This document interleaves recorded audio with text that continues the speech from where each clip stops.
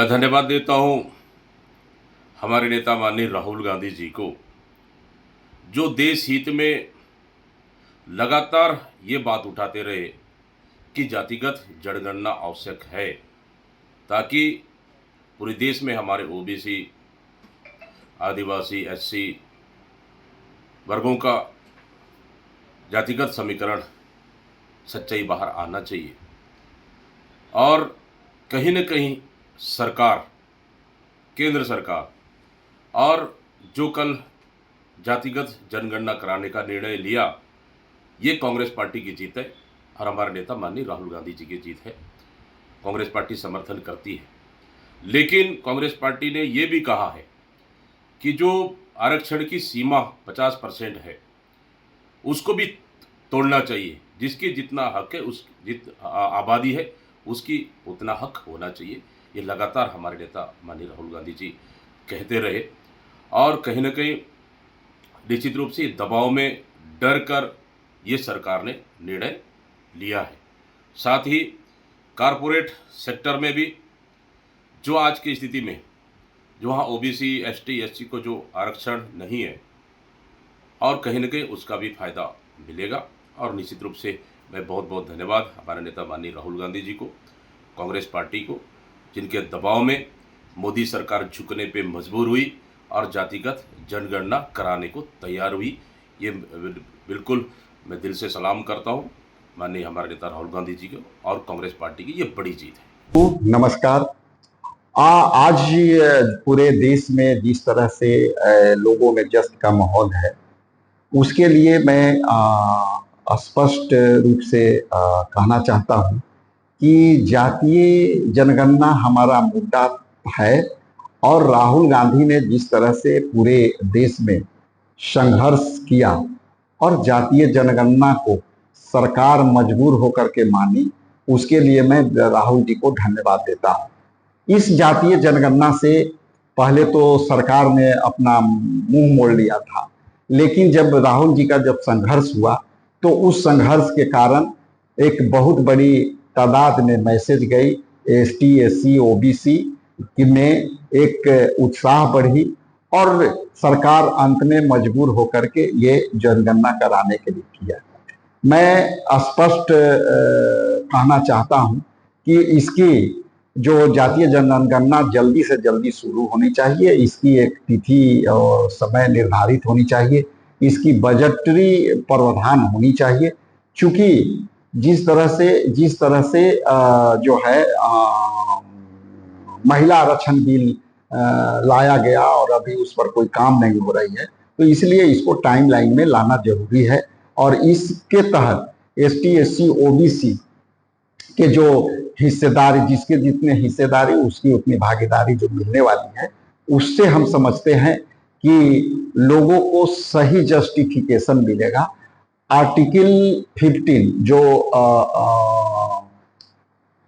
Article 15(5) जो है, इसमें स्पष्ट रूप से जो प्राइवेट सेक्टर है, पावर सेक्टर का जो कंपनियां हैं, उसमें भी एससी, एसटी, ओबीसी को जो है प्रावधान इसमें होगी, उनकी हिस्सेदारी बढ़ेगी और उस हिस्सेदारी में ये यदि आ जाते हैं तो हम समझते हैं कि आने वाला समय में लोगों को इससे फायदा होगा।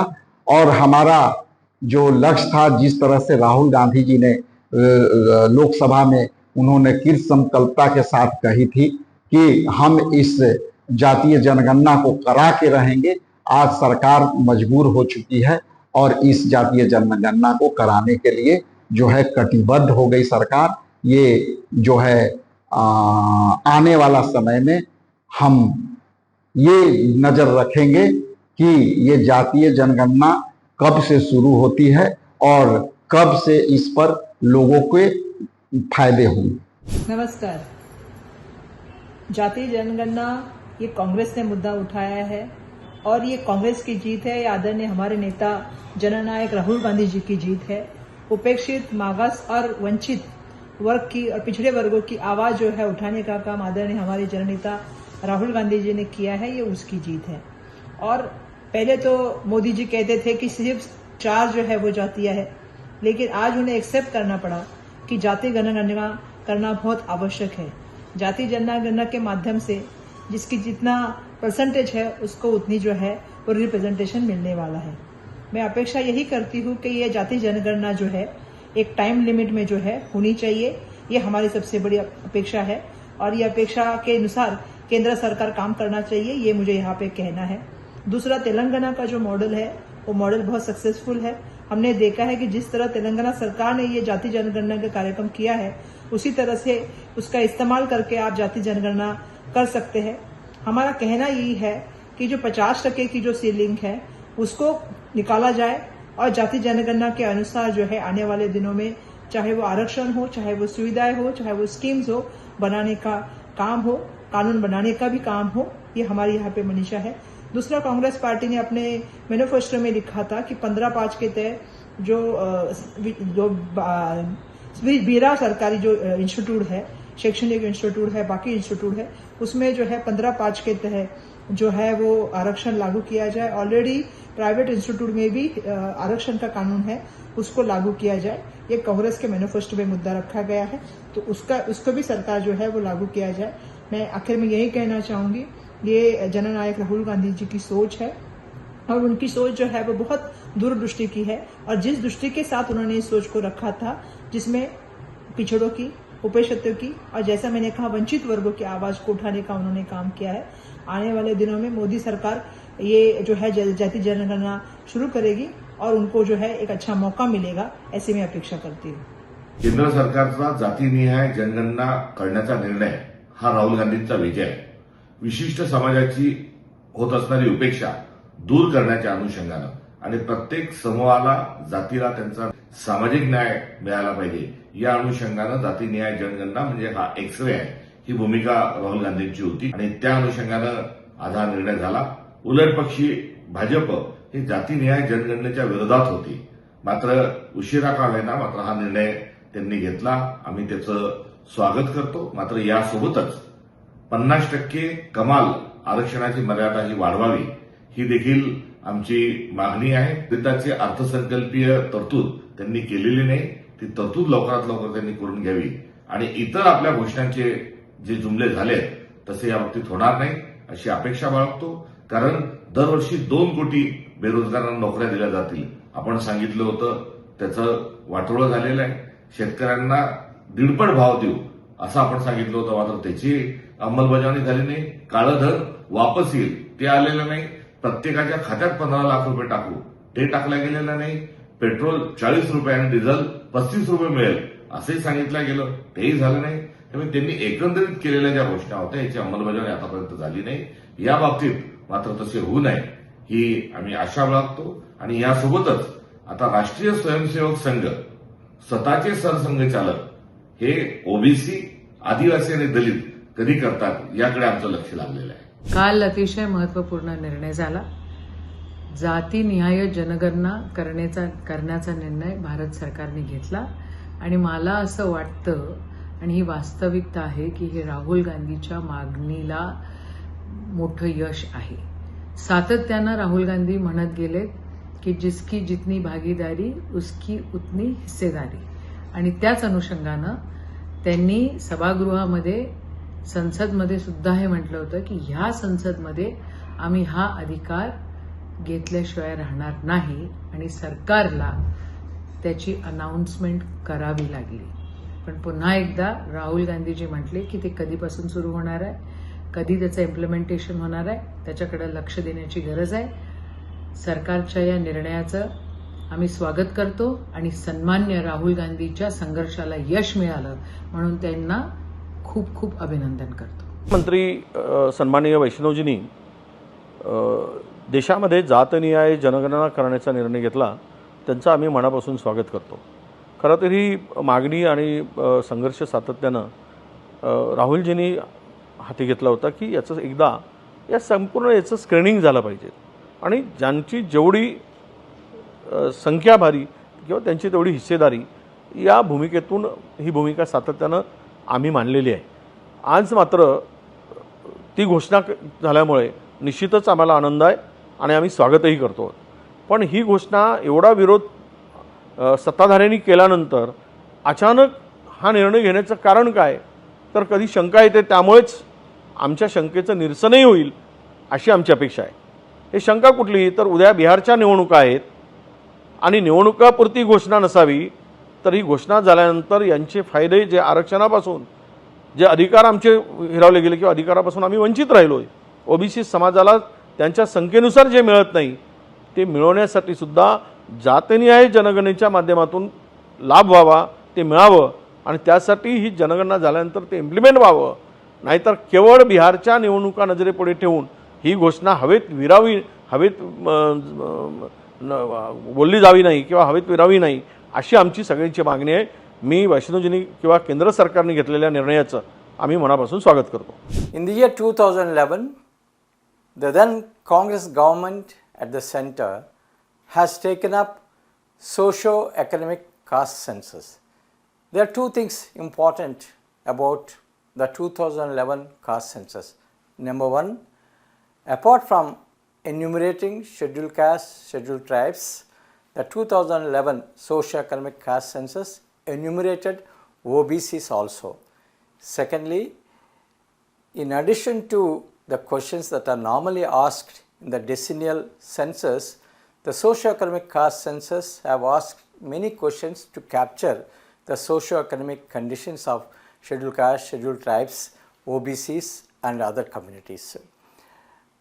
But unfortunately, the socio-economic caste census could not be completed during the Congress regime, but the Bharatiya Janata Party, which has come to power in 2014, has completed the socio-economic caste census, but they have chosen not to publish the results of the census. Rahul Gandhi ji has raised the demanding the government of India at the center, BJP government, to publicize the findings of the socio-economic caste census of 2011. But Bharatiya Janata Party has chosen not to publicize the results. Rahul Gandhi ji has been raising this demand. He has also demanded the government to make sure that OBCs are also taken up for enumeration in the decennial caste census. Rahul Gandhi ji has been demanding conduct of caste census in various forums, in various meetings and also in the parliament. He has very clearly articulated why we need to do the caste census.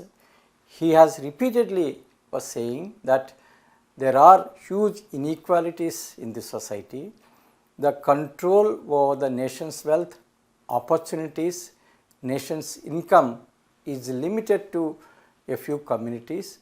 Large sections of scheduled castes, scheduled tribes, OBCs, minorities are having very little share of the nation's wealth, and hence it is necessary to really count how many belong to which community and what is their share in the nation's income, nation's wealth, nation's opportunities.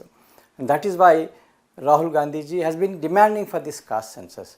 He has been very clearly articulating that the caste system which is prevalent in this country has created the inequalities, and unless we understand how the nation's wealth is mal distributed among various communities, we will not be able to realize the equality which is guaranteed in our constitution. Rahulji's relentless struggle, Rahulji's relentless demand for the caste census has forced Government of India, Modi's government, to declare a decision to conduct the caste census. The Congress party welcomes this decision. Rahul Gandhi ji, in his press conference on 30th April, while welcoming the decision of Government of India for conducting the caste census, has made it very clear that the census should capture the socio-economic, political, educational, employment opportunities availed by various communities, which means the census should be